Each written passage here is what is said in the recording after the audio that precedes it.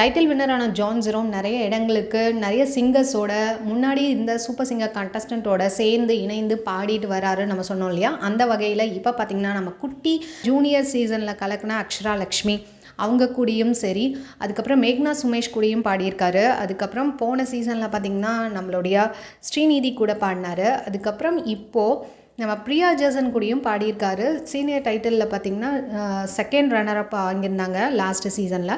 அதில் பிரியா ஜெர்சன் கூடயும் இப்போ இணைந்து பாடியிருக்காரு. ரொம்பவே சூப்பராக இருக்கும். பிரியா ஜெர்சன் ஒரு வெர்சடைல் சிங்கர். அவங்க எந்த ஜேர்னர்னாலும் வேறு லெவலில் பாடுவாங்க.